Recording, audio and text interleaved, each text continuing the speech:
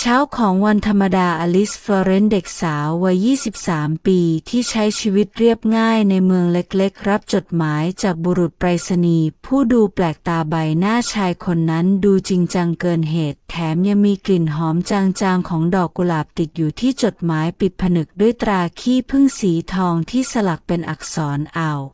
คุณอลิซ ฟลอเรนซ์ชายคนนั้นถามเสียงต่ำใช่ค่ะฉันเองเธอตอบอย่างงุนงงอลิซแกะตราปิดผนึกด้วยความลังเลก่อนจะพบข้อความที่เขียนด้วยลายมืออันประณีตว่าเรียนอลิซ ฟลอเรนซ์ผู้สืบทอดตระกูลลอเรตตาคุณได้รับสิทธิ์ในการเป็นเจ้าของทรัพย์สินและมรดกทั้งหมดของฉันแต่ก่อนจะเป็นเจ้าของสิ่งนี้คุณจำเป็นต้องเดินทางมายังคฤหาสน์ลอเรตตาภายใน3 วันและคำตอบทั้งหมดจะรอคุณอยู่ที่นั่นลอเรตตามอนแบงอลิซหยุดนิ่งราวกับเวลาหยุดเดินเธอไม่เคยได้ยินชื่อลอเรตตามอนแบงมาก่อนเลยในชีวิตแต่มีบางอย่างในข้อความนั้นกระตุ้นความอยากรู้อยากเห็นของเธอ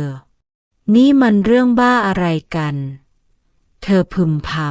ำ2 วันถัดมาอลิซตัดสินใจขึ้นรถไฟเพื่อเดินทางไปยังจุดหมายที่ระบุไว้ในจดหมายระหว่างการเดินทางเธอพบว่าตั๋วที่แนบมากับจดหมายพาเธอไปยังชั้นโดยสารที่หรูหราราวกับฉากในภาพยนตร์ยุคเก่าบริกรแต่งตัวด้วยชุดสูททำบริการเธอด้วยน้ำชาสุดพิเศษและของหวานชิ้นเล็กๆที่ตกแต่งด้วยทองคำเปลวทำไมรู้สึกเหมือนฉันกำลังถูกพาเข้าสู่โลกอีกใบอลิซคิดในใจเมื่อถึงสถานีปลายทางรถลีมูซีนคันหรูรอเธออยู่แล้วคนขับรถเป็นหญิงสาวอายุประมาณ30 ปีชื่อว่ามาธาซึ่งพูดน้อยแต่ดูจริงจังคฤหาสน์ลอเรตตาตั้งตระหง่านอยู่กลางหุบเขามันเป็นอาคารสไตล์วิกตอเรียนขนาดมหึมาที่ปกคลุมด้วยเท้าไม้เลื้อยเธอก้าวลงจากรถด้วยความรู้สึกเหมือนตัวเองกำลังหลงเข้ามาในโลกเทพนิยายประตูคฤหาสน์ถูกเปิดออกโดยเอลอยหญิงรับใช้สูงวัยที่ดูเหมือนจะรู้จักเธออยู่แล้วยินดีต้อนรับค่ะคุณอลิซคุณเหมือนกับคุณลอเรตตาในวัยสาวราวกับแก่เลยค่ะคำพูดนั้นทำให้อลิซหยุดชะงักเธอถามกลับทันทีคุณหมายถึงอะไรคุณรู้จักฉันเหรอเอลอยยิ้มอย่างลึกลับก่อนจะพูดว่าคุณจะได้รู้คำตอบทั้งหมดในห้องโถงใหญ่ค่ะโปรดตามฉันมาอลิซเดินเข้าสู่ห้องโถงใหญ่ซึ่งตกแต่งด้วยโคมระยะคริสตัล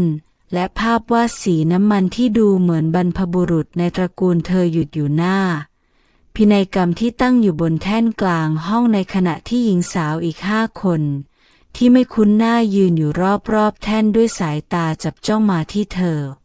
คุณทุกคนคือผู้ท้าชิงมรดกของฉันเสียงจากบันทึกเสียงของลอเรตตาดังขึ้นในห้องโถงอลิซตัวแข็งทื่อความตึงเครียดในอากาศเพิ่มขึ้นทันทีผู้ท้าชิงฉันไม่ได้มาที่นี่เพื่อแข่งขันอะไรทั้งนั้นอลิซพูดขึ้นหญิงสาวคนหนึ่งที่แต่งตัวหรูหราในชุดสีแดงกล่าวพร้อมรอยยิ้มเยาะงั้นก็กลับไปสิมรดกนี้อาจจะใหญ่เกินกว่าคุณจะรับไหวอยู่แล้วสายตาเธอปะทะกับเวโรนิก้าหญิงสาวในชุดสูทสีดำผู้ที่ดูนิ่งเงียบและมีเสน่ห์แฝงอำนาจเราทุกคนมาที่นี่เพราะเราถูกเลือกแต่คุณดูเหมือนจะไม่มีความพร้อมเลยนะเวโรนิก้าพูดเบาๆแต่แฝงไปด้วยความเฉียบคมอลิซยืนอยู่กลางห้องโถงมองดูทั้ง5 คนที่เหมือนเป็นคู่แข่งของเธอเริ่มสงสัยว่าเหตุใดญาติที่เธอไม่เคยรู้จักถึงเลือกเธอเป็นหนึ่งในผู้ท้าชิงและมรดกนี้เกี่ยวข้องกับอะไรที่ยิ่งใหญ่กว่าที่เธอจะคาดคิดเสียงในหัวเธอบอกว่าไม่มีทางกลับไปเหมือนเดิมอีกต่อไปอลิซนั่งอยู่ในห้องรับรองของคฤหาสน์ลอเรตตาโซฟาสไตล์หลุยที่เธอนั่งดูเหมือนจะใหญ่เกินตัวและบรรยากาศในห้องเต็มไปด้วยกลิ่นหอมของดอกลาเวนเดอร์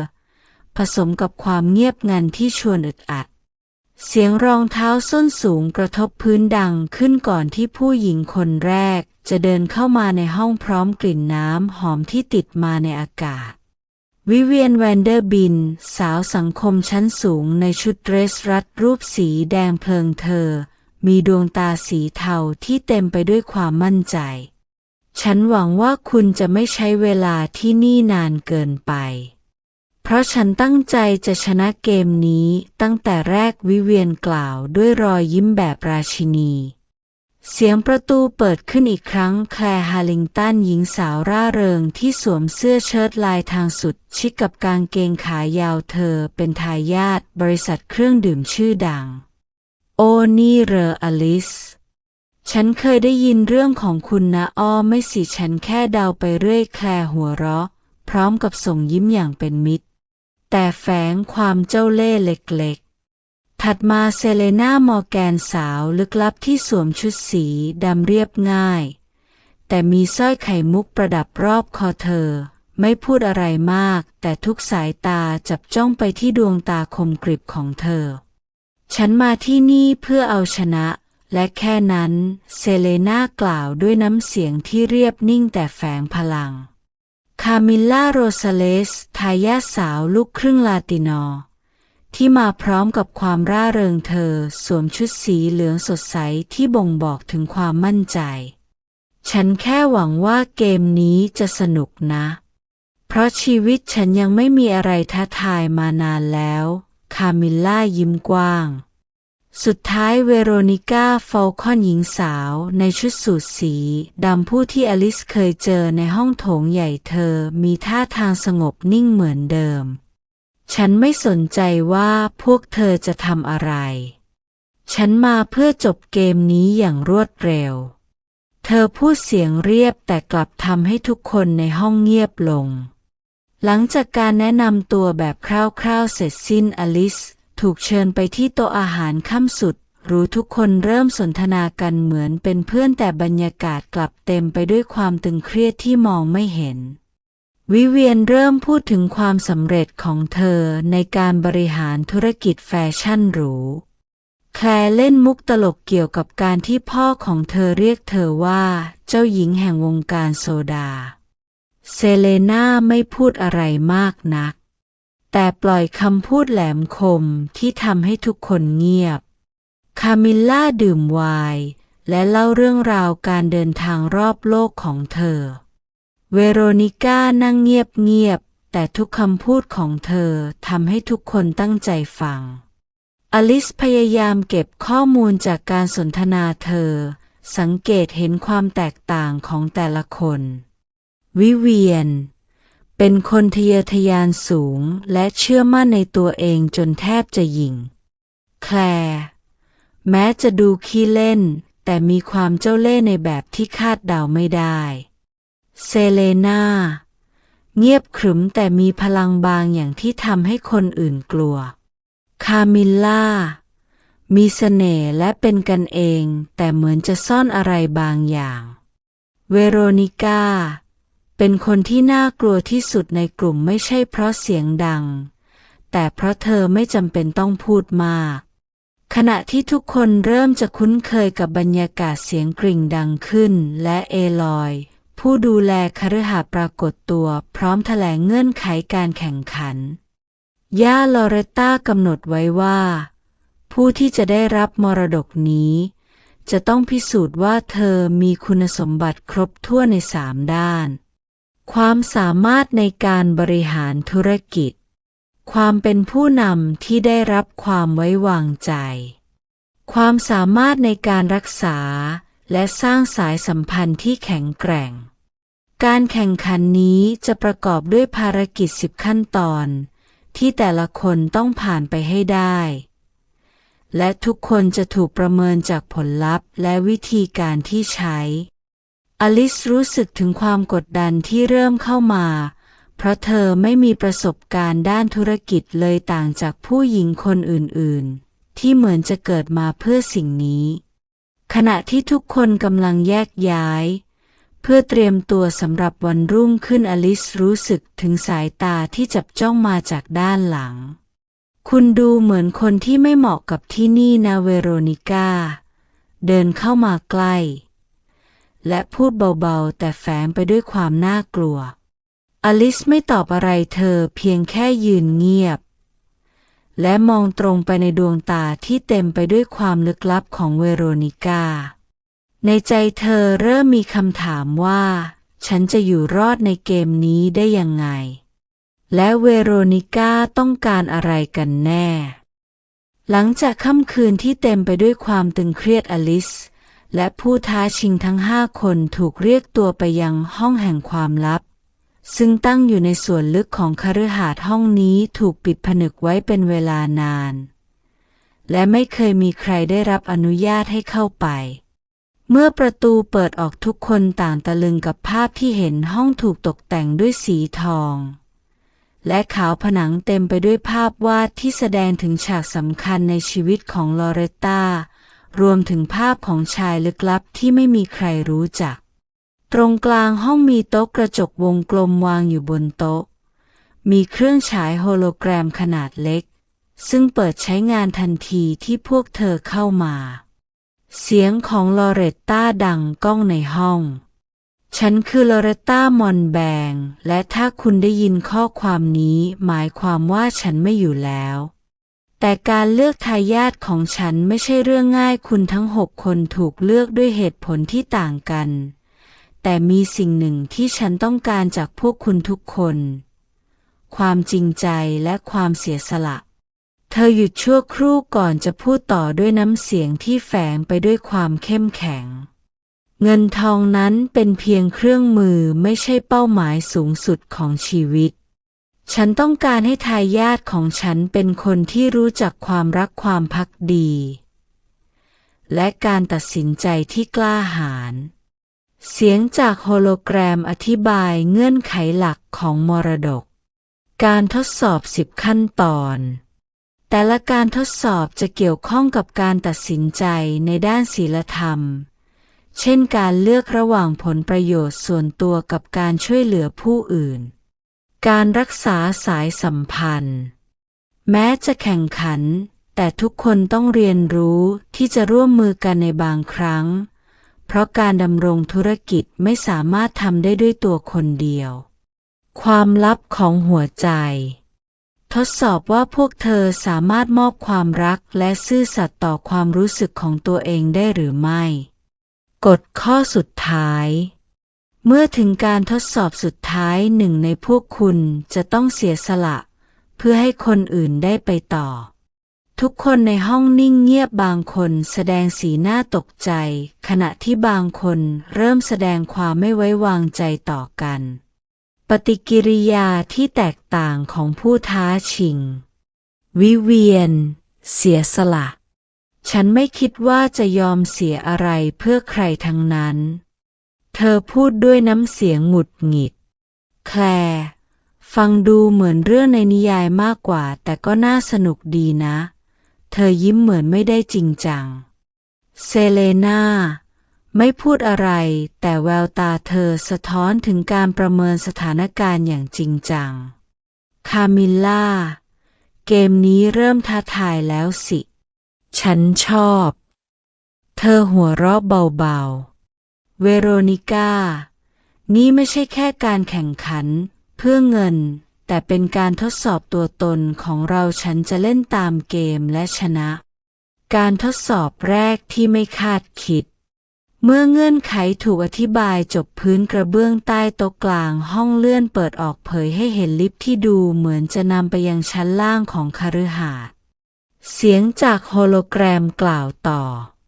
การทดสอบแรกกำลังรอคุณอยู่ลงไปแล้วคุณจะพบคำตอบแต่จำไว้ว่าคุณต้องตัดสินใจร่วมกันอลิซรู้สึกถึงความกดดันที่เพิ่มขึ้นเธอมองไปยังผู้หญิงคนอื่นๆและพบว่าพวกเธอเริ่มแสดงสีหน้าที่แตกต่างออกไปเราลงไปด้วยกันใช่ไหมอลิซถามถ้าคุณกลัวก็รออยู่ข้างบนสิวิเวียนตอบพลางเดินเข้าไปในลิฟต์ คนอื่นๆเริ่มทยอยตามเข้าไปอลิซลังเลอยู่ครู่หนึ่งก่อนจะก้าวตามเข้าไปเมื่อประตูลิฟต์ปิดลงทุกอย่างมืดสนิทมีเพียงแสงไฟสีแดงที่กระพริบเป็นระยะเสียงเครื่องยนต์ของลิฟต์ทำให้ทุกคนรู้สึกอึดอัดทันทีที่ลิฟต์เปิดออกพวกเธอพบว่าตัวเองอยู่ในห้องใต้ดินขนาดใหญ่ที่มีโต๊ะยาวตั้งอยู่กลางห้องบนโต๊ะมีแฟ้มข้อมูลวางเรียงรายอยู่พร้อมข้อความจากลอเรตตาแต่ละคนต้องเลือกแฟ้มของตัวเองและคุณจะได้รู้สิ่งที่คุณต้องเผชิญในอนาคตอลิซยืนอยู่หน้าโต๊ะมองไปยังแฟ้มที่เขียนชื่อของเธอด้วยความรู้สึกหลากหลายเธอเหลือบมองไปยังเวโรนิก้าที่กำลังมองแฟ้มของตัวเองด้วยสีหน้าจริงจังในใจเธอเริ่มสงสัยว่าเงื่อนไขที่แท้จริงของเกมนี้คืออะไรและถ้าฉันไม่สามารถเสียสละได้ฉันจะยังเป็นส่วนหนึ่งของมันได้อยู่หรือเปล่าหลังจากเหตุการณ์ในห้องใต้ดินแห่งการทดสอบอลิซไม่อาจสลัดความคิดเกี่ยวกับเวโรนิก้าออกจากหัวได้เธอจำสายตาของหญิงสาวคนนั้นที่มองไปยังแฟ้มข้อมูลของตัวเองด้วยความนิ่งสงบแต่กลับแฝงไปด้วยบางอย่างที่อลิซไม่อาจอ่านออกวันรุ่งขึ้นอลิซพบว่าเวโรนิก้ามักจะแยกตัวออกจากกลุ่มเธอไม่ค่อยพูดคุยกับใครแต่ทุกครั้งที่เธอพูดมักจะเป็นถ้อยคำที่เฉียบคมและกดดันคู่แข่งในช่วงบ่ายขณะที่คนอื่นกำลังพูดคุยกันในห้องรับรองอลิซเห็นเวโรนิก้าเดินออกไปยังสวนหลังคฤหาสน์ที่เงียบสงบเธอตัดสินใจแอบตามไปอย่างเงียบในสวนเวโรนิก้ากำลังนั่งอยู่บนม้านั่งกลางสวนดอกไม้เธอกำลังอ่านหนังสือเล่มหนึ่งแต่ดูเหมือนสายตาของเธอกลับไม่ได้จดจ่ออยู่กับตัวอักษรอลิซรวบรวมความกล้าก่อนจะเดินเข้าไปใกล้แล้วเอ่ยขึ้นหนังสือเล่มนั้นน่าสนใจมากเหรอเวโรนิก้าเงยหน้าขึ้นสายตาเย็นเฉียบจับจ้องมาที่อลิซก่อนที่เธอจะปิดหนังสืออย่างช้าๆไม่มากเท่าคนที่พยายามจะเข้ามายุ่งเรื่องของฉันอลิซรู้สึกเหมือนโดนแทงด้วยคำพูดแต่เธอกลับยิ้มและนั่งลงข้างๆฉันไม่ได้อยากยุ่งเรื่องของคุณฉันแค่สงสัยว่าทำไมคุณถึงดูแตกต่างจากคนอื่นๆแตกต่างเวโรนิก้าหัวเราะเบาๆแต่ดวงตายังคงนิ่งบางทีเพราะฉันไม่จำเป็นต้องแสดงว่าฉันเป็นคนที่ดีหรือเลวฉันแค่เป็นตัวฉันเองอลิซนิ่งฟังคำพูดของเวโรนิก้าทำให้เธอรู้สึกว่าหญิงสาวคนนี้ซ่อนอะไรบางอย่างไว้ลึกเกินกว่าที่คนทั่วไปจะมองเห็นในค่ำวันเดียวกันอลิซออกมาเดินเล่นบริเวณสวนอีกครั้งเธอพบว่าเวโรนิก้ายังคงอยู่ที่นั่นเธอนั่งอยู่ใต้ต้นไม้ใหญ่ท่ามกลางแสงจันทร์ที่ส่องลงมาทำให้เธอดูเหมือนภาพในงานศิลปะอลิซหยุดนิ่งอยู่ห่างๆก่อนจะได้ยินเสียงกระซิบเบาๆฉันไม่ได้ต้องการสิ่งนี้ทำไมถึงต้องเป็นฉันเสียงของเวโรนิก้าไม่ใช่เสียงที่เยือกเย็นเหมือนทุกครั้งแต่มันเต็มไปด้วยความเศร้าอลิซไม่รู้ว่าควรทำอย่างไรเธอถอยกลับออกมาอย่างเงียบๆแต่ในใจกลับรู้สึกว่าเธออยากรู้จักหญิงสาวคนนี้มากขึ้นในวันถัดมาอลิซเริ่มค้นหาเบาะแสเกี่ยวกับตัวตนของเวโรนิก้าเธอไปถามเอลอยผู้ดูแลคฤหาสน์แต่หญิงชรากลับเพียงยิ้มและตอบด้วยคำพูดที่เหมือนปริศนาคุณเวโรนิก้าเป็นคนที่ต้องการอะไรบางอย่างที่ยิ่งใหญ่กว่ามรดกนี้แต่บางทีเธออาจยังไม่รู้ว่ามันคืออะไรคำพูดนั้นยิ่งทำให้อลิซอยากรู้ว่าเวโรนิก้ากำลังซ่อนอะไรอยู่ในเย็นวันเดียวกันขณะที่อลิซเดินผ่านห้องสมุดของคฤหาสน์เธอบังเอิญพบกับสมุดบันทึกเล่มหนึ่งที่หล่นอยู่ใต้โต๊ะสมุดเล่มนั้นไม่ได้มีชื่อเจ้าของแต่เธอสังเกตเห็นลายเซ็นของเวโรนิก้าฟอลคอนในหน้าท้ายสุด เธอเปิดสมุดอย่างลังเลและพบว่าข้างในเต็มไปด้วยบันทึกที่เล่าถึงความยากลำบากในวัยเด็กของเวโรนิก้าเธอเติบโตมาท่ามกลางครอบครัวที่เยือกเย็นและถูกคาดหวังให้เป็นคนที่สมบูรณ์แบบตลอดเวลาฉันเหนื่อยฉันอยากรู้ว่าความรักที่แท้จริงมันคืออะไรแต่โลกนี้สอนให้ฉันคิดว่าความรักคือจุดอ่อนที่ต้องหลีกเลี่ยงอลิซปิดสมุดด้วยมือที่สั่นเธอไม่อยากเชื่อว่าหญิงสาวที่ดูแข็งแกร่งอย่างเวโรนิก้าจะมีบาดแผลในใจที่ลึกขนาดนี้ในคืนนั้นอลิซมองออกไปนอกหน้าต่างเห็นเวโรนิก้ายืนอยู่ในสวนอีกครั้งคราวนี้เธอไม่ได้รู้สึกแค่สงสัยในตัวหญิงสาวแต่กลับรู้สึกถึงความผูกพันที่เธอไม่สามารถอธิบายได้เวโรนิก้าคุณกำลังซ่อนอะไรอยู่กันแน่และทำไมฉันถึงอยากอยู่ข้างคุณมากขนาดนี้อลิซและผู้ท้าชิงคนอื่นๆถูกเรียกรวมตัวในห้องประชุมหรูของคฤหาสน์เอลอยผู้ดูแลคฤหาสน์ยืนอยู่หน้าโปรเจคเตอร์ที่ฉายภาพรีสอร์ทริมทะเลสุดหรูความท้าทายแรกของพวกคุณคือการบริหารรีสอร์ทมอนเตรซาหนึ่งในทรัพย์สินที่สำคัญของคุณลอเรตตาซึ่งในขณะนี้กำลังขาดทุนคุณทั้ง6 คนจะได้รับหน้าที่ดูแลส่วนต่างๆของรีสอร์ทและมีเวลา3 เดือนในการทำให้มีกำไรเธอหยุดพักก่อนจะเพิ่มความกดดันผู้ที่ทำผลงานได้ดีที่สุดจะได้รับคะแนนพิเศษและอาจมีผลต่อการทดสอบครั้งถัดไปเอลอยแจกจ่ายหน้าที่ให้แต่ละคนอลิซดูแลการจัดการพนักงานและบริการลูกค้าเวโรนิก้ารับผิดชอบด้านกลยุทธ์การตลาดและการขยายฐานลูกค้าวิเวียนดูแลการออกแบบปรับปรุงรีสอร์ทให้หรูหรายิ่งขึ้นแคลร์คิดค้นเมนูอาหารและเครื่องดื่มเพื่อล่อลูกค้าเซเลนาจัดการด้านการเงินและควบคุมต้นทุนคามิลล่ารับผิดชอบด้านกิจกรรมเพื่อดึงดูดนักท่องเที่ยวทันทีที่งานถูกแบ่งบรรยากาศของการแข่งขันเริ่มเข้มข้นขึ้นวิเวียนเดินมาพูดกับอลิซด้วยน้ำเสียงเย้ยๆเธอแน่ใจเหรอว่าจะรับมือกับงานนี้ได้ดูเหมือนเด็กบ้านนอกที่ไม่เคยแม้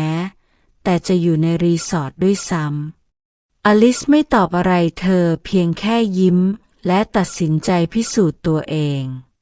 เมื่อไปถึงรีสอร์ทมอนเตรซาทุกคนพบว่ามันอยู่ในสภาพที่น่าเป็นห่วงห้องพักหลายห้องขาดการดูแลพนักงานส่วนใหญ่ไร้กำลังใจและกำลังพิจารณาจะลาออกการตลาดล้มเหลวลูกค้าแทบไม่มี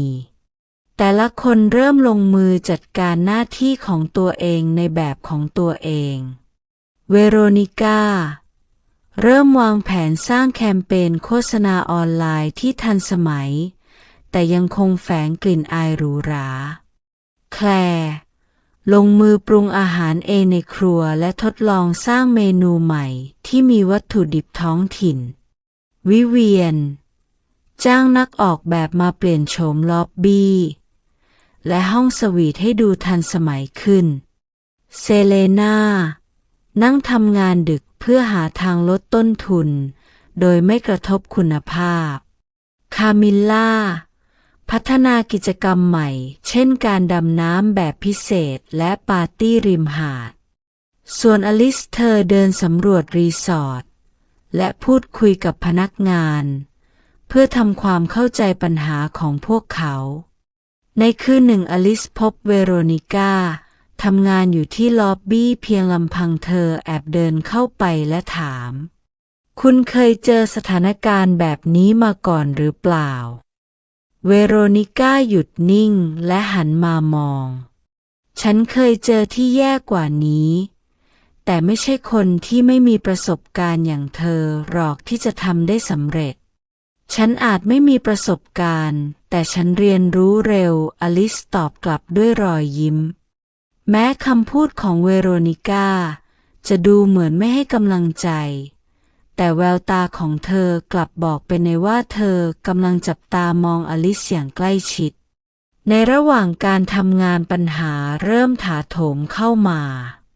ลูกค้า VIP รายหนึ่งไม่พอใจกับการบริการและขู่ว่าจะรีวิวรีสอร์ทในแง่ลบวิเวียนเกือบทำงบประมาณบานปลายในการออกแบบใหม่พนักงานทะเลาะกันจนส่งผลต่อการบริการสถานการณ์เริ่มต้นจากทีมบริการลูกค้ากับทีมทำความสะอาดทะเลาะกันเรื่องความรับผิดชอบในหน้าที่โดยทีมบริการลูกค้าโทษทีมทำความสะอาดที่ไม่ได้จัดการห้องพักให้พร้อมสำหรับลูกค้ารายใหม่ในขณะที่ทีมทำความสะอาดบอกว่าพวกเขาไม่ได้รับแจ้งจากฝ่ายบริการลูกค้าในเวลาที่เหมาะสมปัญหานี้บานปลายจนเกิดการโต้เถียงเสียงดังในล็อบบี้ซึ่งทำให้ลูกค้าหลายคนเริ่มหันมามองด้วยความไม่พอใจเมื่ออลิซรู้เรื่องเธอรีบมาที่ล็อบบี้เธอยืนนิ่งเพื่อสังเกตสถานการณ์ก่อนและใช้เสียงที่หนักแน่นแต่ไม่ก้าวร้าวกล่าวว่าขอโทษค่ะทุกคนฉันอยากให้เราหยุดก่อนที่จะพูดอะไรที่เราจะเสียใจทีหลังเสียงของเธอทำให้พนักงานหยุดชะงักอลิซมองไปรอบๆและกล่าวต่อตอนนี้เราอยู่ในสถานการณ์ที่ท้าทายทุกคนทำงานหนักแต่ปัญหานี้ไม่ได้ช่วยอะไรเลยฉันอยากให้เราเปิดใจพูดคุยกันอย่างตรงไปตรงมาแต่ในที่ที่ไม่ใช่ตรงนี้เพราะสิ่งสำคัญที่สุดคือการดูแลลูกค้าของเราเธอส่งสายตาไปยังหัวหน้าทีมบริการลูกค้าและหัวหน้าทีมทำความสะอาดพร้อมกล่าวว่าเราจะประชุมกันอีก10 นาทีในห้องประชุมเพื่อแก้ปัญหานี้ร่วมกันอย่างสงบตกลงไหมพนักงาน2 ทีมพยักหน้าแม้จะยังดูไม่พอใจในห้องประชุมอลิซเริ่มด้วยการพูดถึงสถานการณ์ที่พนักงานทุกคนเผชิญอยู่ฉันรู้ว่าทุกคนเหนื่อย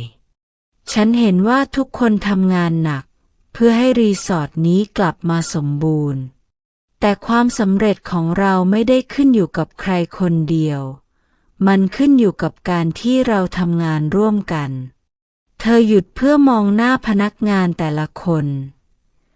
และพูดต่อด้วยน้ำเสียงที่จริงใจฉันไม่ได้อยู่ที่นี่เพื่อชี้นิ้วว่าใครผิดหรือถูกแต่เราจำเป็นต้องหาทางแก้ไขเพื่อที่เราจะได้ก้าวไปข้างหน้าอย่างแข็งแกร่งเธอให้แต่ละฝ่ายอธิบายมุมมองของตัวเองอย่างเปิดเผยโดยเริ่มจากทีมบริการลูกค้าซึ่งระบุว่าพวกเขารู้สึกว่าทีมทำความสะอาดช้าเกินไปและส่งผลกระทบต่อการเช็คอินลูกค้าทีมทำความสะอาดตอบว่าพวกเขาไม่ได้รับแจ้งเวลาเช็คเอาท์ที่แน่นอนทำให้ไม่สามารถจัดการได้ตรงเวลาหลังจากฟังทุกฝ่ายอลิซจึงเสนอแนวทางแก้ไขสร้างกลุ่มสื่อสารเฉพาะสำหรับทีมงาน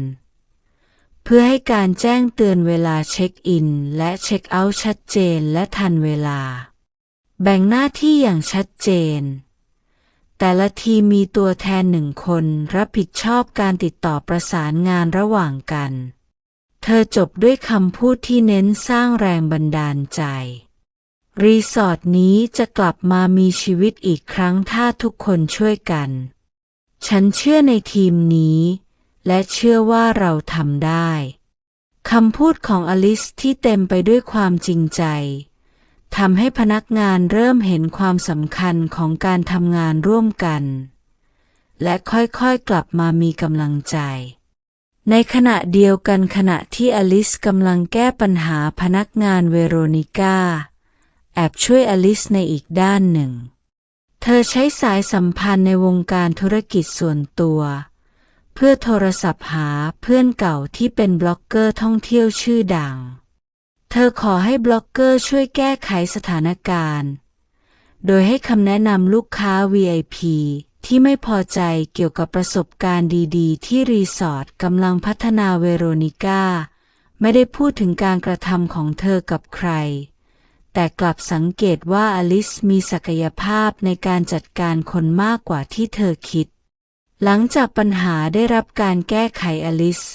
เริ่มเห็นพนักงานทำงานร่วมกันได้อย่างราบรื่นมากขึ้นแม้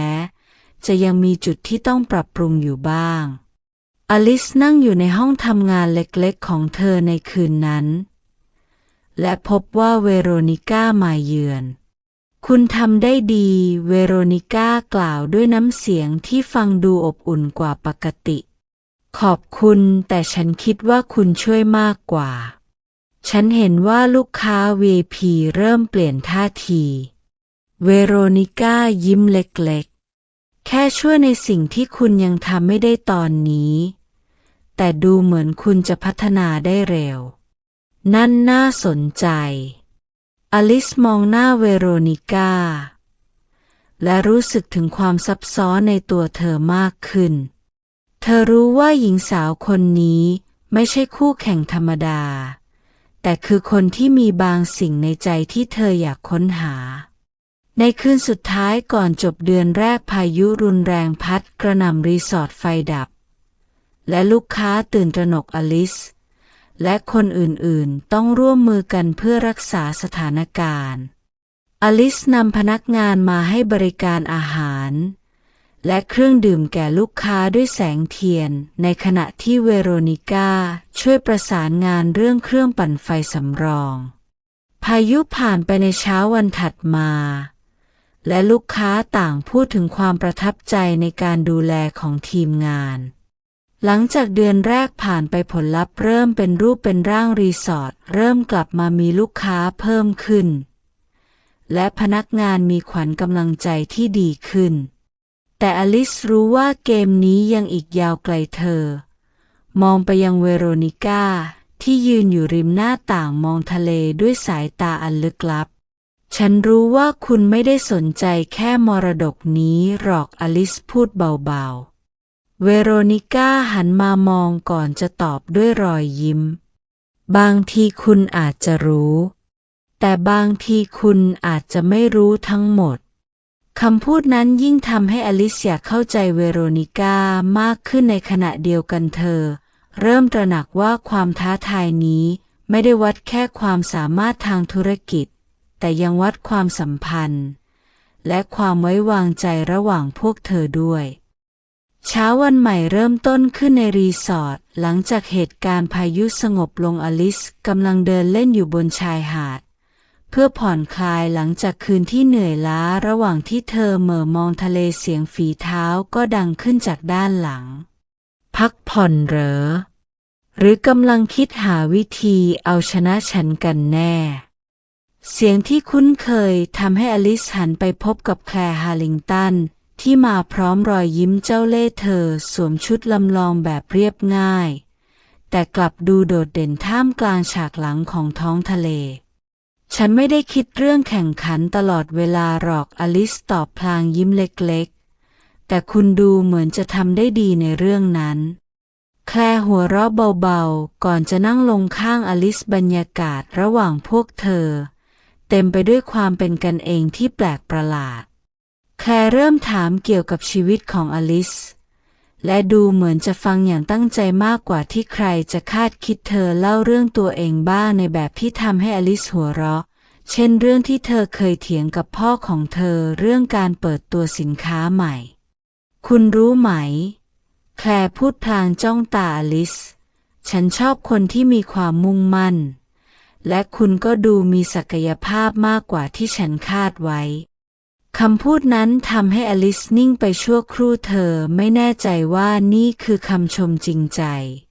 หรือแค่กลยุทธ์ของแคลร์ในการสร้างความสัมพันธ์ในวันเดียวกันอลิซพบว่าแคลร์ได้เซ็นสัญญากับซัพพลายเออร์รายใหญ่ที่รีสอร์ทใช้วัตถุดิบมาเป็นเวลานานส่งผลให้รีสอร์ทต้องเผชิญกับต้นทุนที่เพิ่มขึ้นอย่างไม่ทันตั้งตัวนี่มันไม่ยุติธรรมเลยหัวหน้าครัวกล่าวด้วยความโกรธเราจะหาแหล่งวัตถุดิบใหม่ทันได้ยังไงอ อลิซรู้ว่าแคลร์เป็นคนอยู่เบื้องหลังเธอตัดสินใจเผชิญหน้ากับแคลร์โดยตรงในห้องประชุมเล็กๆของรีสอร์ททำไมคุณต้องทำแบบนี้อลิซถามเสียงเข้ม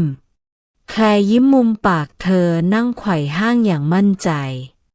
นี่คือธุรกิจไม่ใช่เรื่องของอารมณ์การทำลายคู่แข่งเป็นเรื่องธรรมดาถ้าคุณอยากชนะคุณต้องเรียนรู้ที่จะอยู่กับมันคุณไม่คิดเลยเหรอว่าการแข่งขันที่ยุติธรรมจะดีกว่า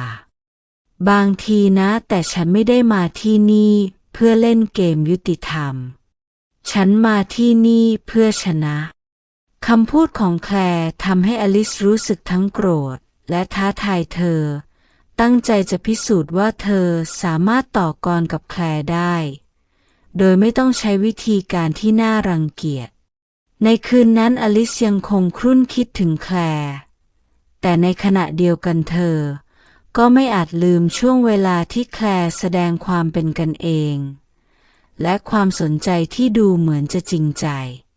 ฉันไม่เข้าใจเธอเลยอลิซพึมพำกับตัวเองวันถัดมาขณะที่อลิซกำลังคิดหาวิธีจัดการกับปัญหาซัพพลายเออร์เธอได้รับโทรศัพท์จากเวโรนิก้าฉันได้ยินเรื่องซัพพลายเออร์แล้วฉันมีความคิดบางอย่างแต่คุณต้องมาคุยกับฉันคืนนี้เวโรนิก้ากล่าวด้วยน้ำเสียงเยือกเย็นอลิซพบกับเวโรนิก้าที่ร้านอาหารเล็กๆนอกรีสอร์ทในการสนทนาเวโรนิก้าแนะนำให้อลิซลองใช้วิธีการสร้างเครือข่ายใหม่โดยการร่วมมือกับธุรกิจท้องถิ่นซึ่งจะช่วยลดต้นทุนและสร้างภาพลักษณ์ที่ดีให้รีสอร์ทคุณไม่ต้องใช้วิธีของแคลร์เพราะคุณต่างจากเธอคุณมีความสามารถที่จะชนะในแบบของตัวเองเวโรนิก้ากล่าวอลิซนำข้อเสนอของเวโรนิก้ามาปรับใช้และสามารถเซ็นสัญญากับซัพพลายเออร์ท้องถิ่นหลายรายได้ในเวลาไม่นานนอกจากจะลดต้นทุนแล้วลูกค้ายังชื่นชมแนวคิดของรีสอร์ทที่สนับสนุนชุมชนท้องถิ่นแคลร์รู้เรื่องนี้และเริ่มมองอลิซในมุมใหม่เธอแสดงท่าทีแปลกๆระหว่างงานเลี้ยงในรีสอร์ทฉันประมาทคุณไปแคลร์พูดขณะที่ยกแก้วไวน์ขึ้น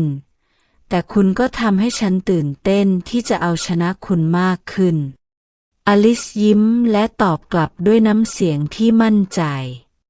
ฉันไม่กลัวการแข่งขันและฉันก็พร้อมจะเรียนรู้จากมันในคืนนั้นอลิซยังคงคิดถึงแคลร์เธอรู้ว่าผู้หญิงคนนี้อันตรายทางธุรกิจแต่ก็อดสงสัยไม่ได้ว่าความสนใจที่แคลร์มีต่อเธอเป็นเรื่องจริงหรือเพียงแค่เกมกลยุทธ์อลิซมองออกไปที่ทะเลท่ามกลางแสงจันทร์เธอเริ่มสงสัยว่าเธอจะสามารถจัดการทั้งความรู้สึกที่เกิดขึ้นและการแข่งขันที่ดุเดือดนี้ได้อย่างไรแคลร์เธอกำลังเล่นเกมอะไรอยู่กันแน่ในค่ำคืนที่ดวงจันทร์ลอยเด่นเหนือทะเลงานเลี้ยงสุดหรูถูกจัดขึ้นที่รีสอร์ทเพื่อดึงดูดนักลงทุนและสร้างเครือข่ายใหม่ในวงการธุรกิจห้องบอลรูมหรูหราตกแต่งด้วยดอกกุหลาบสีขาวและแสงไฟระยิบระยับจากโคมระยะคริสตัลอลิซยืนมองความหรูหราในห้องด้วยความรู้สึกประหม่าเธอสวมเดรสสีฟ้าครามเรียบง่ายที่ให้ความรู้สึกสง่างามแต่ยังแฝงความเรียบง่ายที่สะท้อนตัวตนของเธอเสียงเพลงจากวงดนตรีแจ๊สเริ่มบรรเลงผู้คนต่างสนทนาและหัวเราะกันในบรรยากาศที่เต็มไปด้วยความหวังและความสำเร็จท่ามกลางผู้คนในงานสายตาของอลิซสะดุดกับเวโรนิก้าฟอลคอนหญิงสาวในชุดเดรสสีดำสนิทที่เข้ารูปพอดีตัวเธอดูราวกับราชินีที่ทุกคนไม่อาจละสายตาได้เวโรนิก้ายกแก้วแชมเปญขึ้นจิบอย่างสง่างามและดูเหมือนจะรู้ตัวว่าถูกมองเธอหันมาหาอลิซพร้อมส่งยิ้มเล็กๆที่แฝงความลึกลับคืนนี้คุณดูดีมากเวโรนิก้าเอ่ยขึ้นเมื่อเดินเข้ามาหาอลิซพยายามไม่แสดงความเขินอาย แต่ดวงตาของเวโรนิก้าที่จ้องตรงมาทำให้หัวใจของเธอเต้นแรงคุณเองก็เหมือนกันดูเหมือนว่าคุณจะเป็นคนที่ดึงดูดสายตาของทุกคนในงานเวโรนิก้ายิ้มก่อนตอบแต่สายตาที่ฉันสนใจมีเพียงสายตาคุณเสียงไวโอลินเริ่มบรรเลงเพลงวอนอย่างนุ่มนวลเวโรนิก้าก้าวเข้าไปยืนตรงหน้าอลิซยื่นมือออกมาและกล่าวด้วยน้ำเสียงนุ่มลึกเต้นรำกับฉันสักเพลงได้ไหมอลิซรู้สึกประหลาดใจแต่กลับไม่สามารถปฏิเสธได้เธอยื่นมือออกไปจับมือของเวโรนิก้าสัมผัสที่อบอุ่นของมือเธอทำให้อลิซรู้สึกเหมือนถูกดึงเข้าสู่โลกอีกใบทั้งสองคนก้าวเข้าสู่ฟลอร์เต้นรำแขกในงานหลายคนเริ่มหันมามองด้วยความสนใจเพราะไม่ใช่ทุกวันที่จะได้เห็นเวโรนิก้าฟอนผู้หญิงที่มาเก็บตัวและไม่สนใจใครมาเต้นรำกับใครสักคนเวโรนิก้านำการเต้นอย่างชำนาญเธอจับมืออลิซอย่างมั่นคงและพาเธอหมุนไปตามจังหวะเพลงคุณเต้นเก่งกว่าที่ฉันคิดเวโรนิก้ากระซิบขณะที่โน้มตัวเข้ามาใกล้ฉันแค่พยายามไม่เหยียบเท้าคุณอลิซตอบด้วยน้ำเสียงกลั้วหัวเราะในขณะนั้นสายตาของพวกเธอปะทะกันในระยะใกล้ความเงียบที่รายล้อมดูเหมือนจะทำให้เวลาหยุดนิ่งสายตาของเวโรนิก้าเต็มไปด้วยความอบอุ่นที่อลิซไม่เคยเห็นมาก่อนขณะที่การเต้นรำยังคงดำเนินต่อไปเสียงปรบมือดังขึ้นเมื่อเพลงจบแต่ความตึงเครียดกลับเกิดขึ้นเมื่อแคลร์ฮาริงตันเดินตรงเข้ามาดูเหมือนคุณสองคนจะมีช่วงเวลาที่ดีแคลร์พูดด้วยน้ำเสียงที่แฝงความเย้ยหยันเวโรนิก้าหันไปมองแคลร์ด้วยรอยยิ้มบางทีนะแต่ช่วงเวลานี้ไม่ใช่ของคุณแคลร์ยิ้มกลับฉันไม่ได้ต้องการช่วงเวลานี้ฉันแค่สงสัยว่าอลิซจะสนุกกับเกมนี้แค่ไหนบรรยากาศเริ่มตึงเครียดอลิซมองทั้งสองคนสลับไปมาและพยายามจะสงบสถานการณ์หลังจากเหตุการณ์นั้นเวโรนิก้าพาลิดออกไปที่ระเบียงเพื่อหลีกหนีจากความวุ่นวายในงานคุณรู้ไหมว่าในเกมนี้คุณไม่ควรไว้ใจใครง่ายๆแม้แต่ฉันเวโรนิก้าพูดพร้อมกับมองไปยังทะเลอลิซนิ่งเงียบก่อนจะตอบแต่คุณก็ช่วยฉันในหลายครั้งทำไมถึงต้องทำแบบนั้นถ้าคุณคิดว่าฉันไม่ควรไว้ใจคุณเวโรนิก้าหันมามองดวงตาของเธอเต็มไปด้วยความลึกลับบางทีฉันเองก็ไม่แน่ใจว่าฉันต้องการอะไรจากคุณกันแน่อลิซมองดูเวโรนิก้าที่เดินกลับเข้าไปในงานเลี้ยงหญิงสาวคนนี้มีเสน่ห์ที่ดึงดูดใจแต่ในขณะเดียวกันก็เหมือนกับเขาวงกฏที่ยิ่งพยายามเข้าใกล้ยิ่งหลงทางเวโรนิก้าคุณกำลังคิดอะไรอยู่กันแน่อลิซพึมพำในใจหลังจากคืนงานเลี้ยงสุดหรูผ่านพ้นไปอลิซตัดสินใจกลับไปยังห้องสมุดของคฤหาสน์ลอเรตตาอีกครั้งเธอรู้สึกเหมือนมีบางอย่างในคฤหาสน์นี้ที่เธอไม่เคยรู้และมันอาจเกี่ยวข้องกับคำถามที่ติดค้างในใจในขณะที่เธอเดินไล่ดูชั้นหนังสือเธอสะดุดตากับแฟ้มเอกสารสีน้ำตาลที่ถูกซ่อนอยู่หลังชุดหนังสือเก่าบางเล่มเมื่อเธอเปิดดูเธอพบว่ามันเป็นเอกสารการรับอุปการะเด็กพร้อมทั้งรายงานการแพทย์ที่ลงชื่อว่าลอเรตตามอนแบงอลิซฟลอเรนซ์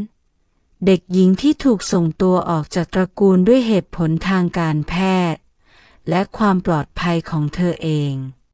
อลิซนั่งลงอ่านเอกสารด้วยความรู้สึกที่ทั้งสับสนและเจ็บปวดรายงานระบุว่าเธอมีปัญหาสุขภาพร้ายแรงในวัยเด็กที่ทำให้ต้องอยู่ห่างจากคฤหาสน์เพราะความเสี่ยงทางการแพทย์สูงและลอเรตตาเชื่อว่าการส่งเธอไปอยู่กับครอบครัวอุปถัมภ์จะทำให้เธอปลอดภัยกว่าแต่ แต่สิ่งที่ทำให้อลิซสะดุดคือชื่อที่ระบุในบันทึกนี้ว่าเวโรนิก้าฟอลคอนถูกกล่าวถึงในฐานะผู้เกี่ยวข้องในคดีธุรกิจของตระกูลเมื่อ10 ปีก่อนเวโรนิก้าเธอเกี่ยวอะไรกับเรื่องนี้อลิซพยายามเก็บความรู้สึกของตัวเองแต่ยิ่งเธอใกล้ชิดเวโรนิก้ามากขึ้นความสงสัยก็เพิ่มขึ้นตามมาในเย็นวันเดียวกันอลิซพบเวโรนิก้าในสวนคฤหาสน์หญิงสาวในชุดสูทที่ดูสง่างามกำลังยืนมองทะเลอย่างครุ่นคิดฉันมีคำถามคุณช่วยตอบได้ไหมอลิซถามพร้อมเดินเข้าไปใกล้เวโรนิก้าหันมามองดวงตาเยือกเย็นแต่เต็มไปด้วยความลึกซึ้งขึ้นอยู่กับว่าคำถามนั้นคืออะไรอลิซลังเลอยู่ครู่หนึ่งก่อนจะพูดฉันเจอเอกสารบางอย่างเกี่ยวกับฉันและชื่อของคุณก็อยู่ในนั้นคุณเกี่ยวอะไรกับย่าของฉันกันแน่เวโรนิก้านิ่งไปครู่หนึ่งราวกับกำลังชั่งใจว่าจะตอบอย่างไรก่อนที่เธอจะพูดขึ้นบางครั้งความจริงไม่ได้ทำให้คุณรู้สึกดีขึ้นคุณแน่ใจหรือว่าคุณอยากฟังมันตอนนี้คำตอบที่ไม่ตรงไปตรงมาทำให้อลิซยิ่งรู้สึกสับสนเธอรู้สึกเหมือนเวโรนิก้ากำลังซ่อนบางอย่างแต่ก็ไม่แน่ใจว่าเธอควรจะกดดันหรือรอคำตอบในเวลาที่เหมาะสมในคืนนั้นอลิซนอนไม่หลับความทรงจำบางส่วนในวัยเด็กกลับมาหาเธอเช่นภาพของผู้หญิงคนหนึ่งที่เธอจะไม่ได้ว่าเป็นใครกำลังยืนถกเถียงกับลอเรตตาในห้องโถงใหญ่ฉันจะไม่ยอมให้เธอเข้ามาในชีวิตของอลิซอีกเสียงของลอเรตตาดังขึ้นในความทรงจำคุณคิดว่าการตัดสินใจแบบนี้จะปกป้องเธอได้เหรอคุณแค่กลัวความจริงเท่านั้นเองหญิงอีกคนตอบกลับด้วยน้ำเสียงกร้าววันถัดมาขณะที่อลิซกำลังค้นหาเบาะแสเพิ่มเติมในเอกสารเก่าเซเลนาหนึ่งในผู้ท้าชิงเดินเข้ามาในห้องสมุดอย่างเงียบๆคุณรู้จักอดีตของเวโรนิก้าดีแค่ไหนเซเลนาถามด้วยน้ำเสียงที่ราบเรียบอลิซเงยหน้าขึ้นมองเซเลนาก่อนจะตอบฉันไม่แน่ใจแต่คุณรู้ใช่ไหมเซเลนายิ้มเล็กๆราวกับกำลังชั่งใจว่าจะพูดหรือไม่ก่อนจะตอบเวโรนิก้าไม่ใช่คนที่เธอแสดงให้คุณเห็นทั้งหมดแต่ฉันคิดว่าคุณน่าจะรู้เรื่องนั้นดีอยู่แล้วคำพูดของเซเลนาทำให้อลิซยิ่งสงสัยว่าเวโรนิก้าเกี่ยวข้องกับการตัดสินใจของลอเรตตาอย่างไรอลิซยืนอยู่ริมหน้าต่างในคืนนั้นมองออกไปยังแสงจันทร์ที่สะท้อนทะเลเธอเริ่มรู้สึกว่าทุกคนในคฤหาสน์นี้ล้วนมีความลับของตัวเองและเวโรนิก้าก็อาจเป็นส่วนสำคัญของปริศนานั้นในใจของเธอเต็มไปด้วยคำถามทำไมเวโรนิก้าถึงปรากฏตัวในชีวิตของฉันเธอเป็นศัตรูหรือคนที่พยายามปกป้องฉันกันแน่การแข่งขันเพื่อพิสูจน์ตัวเองเข้าสู่ช่วงกลางของเกมผู้ท้าชิงแต่ละคนเริ่มเผยทักษะและกลยุทธ์ที่ซ่อนอยู่เพื่อเอาชนะในภารกิจถัดไปซึ่งเกี่ยวข้องกับการจัดงานอีเวนต์ใหญ่ที่รีสอร์ทเพื่อดึงดูดลูกค้า VIP และนักลงทุนวิเวียน แวนเดอร์บินซึ่งเป็นที่รู้จักในฐานะแม่ทัพสาวแกร่งและผู้เชี่ยวชาญการวางแผนธุรกิจในเชิงกลยุทธ์ดูเหมือนจะทำได้ดีกว่าคนอื่นๆแต่ลึกๆแล้วเธอกำลังวางแผนที่ซับซ้อนเพื่อกำจัดคู่แข่งวิเวียนเริ่มต้นด้วยการสังเกตจุดอ่อนของผู้ท้าชิงคนอื่นๆแคลร์เธอใช้เสน่ห์ของตัวเองเข้าหาแคลร์พร้อมให้คำปรึกษาเรื่องการดึงดูดลูกค้าด้วยเมนูอาหารพิเศษแต่เบื้องหลังเธอกระซิบกับทีมงานของแคลร์ให้ใช้วัตถุดิบที่หาได้ยากเกินความจำเป็นจนต้นทุนการจัดการสูงเกินไปเซเลนาวิเวียนเจรจาปิดดีลกับซัพพลายเออร์ที่เซเลนาใช้อยู่ทำให้เซเลบริตี้หน้าต้องเสียเวลา และค่าใช้จ่ายเพิ่มเติมในการหาทางเลือกใหม่อลิสเธอเข้าไปสร้างสถานการณ์ให้พนักงานที่อลิสดูแลเกิดความเข้าใจผิดกันอีกครั้งโดยปล่อยข่าวลือว่าอลิสให้ความสำคัญกับลูกค้ารายใหญ่จนละเลยทีมงานอลิสเริ่มสังเกตว่าสิ่งต่างๆรอบตัวเธอเริ่มผิดปกติทีมงานของเธอเริ่มแสดงความไม่พอใจโดยไม่มีเหตุผลที่ชัดเจนอุปกรณ์สำคัญสำหรับการจัดงานของเธอหายไปอย่างไร้ร่องรอยและที่สำคัญที่สุดเธอได้ยินข่าวลือว่าทีมของเธอกำลังจะถูกลดบทบาทในการแข่งขันด้วยความไม่แน่ใจอลิสตัดสินใจไปหาเวโรนิก้าเพื่อขอคำปรึกษาคุณกำลังเจออะไรบางอย่างที่เรียกว่าแผนซ้อนแผน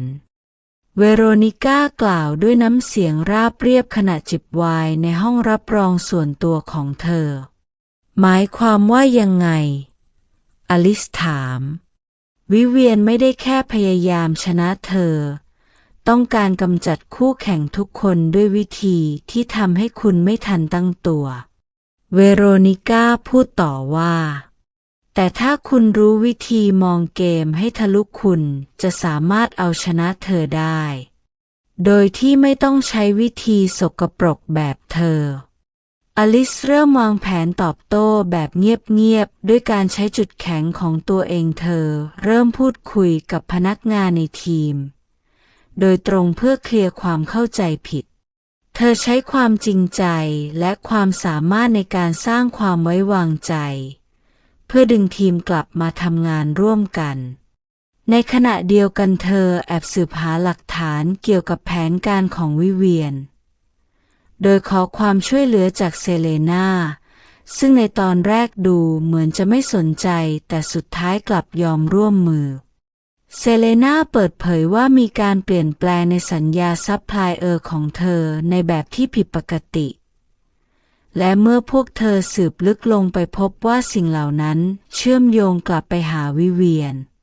ในคืนของงานอีเวนต์ใหญ่วิเวียนมั่นใจว่าทุกอย่างจะเป็นไปตามแผนที่เธอวางไว้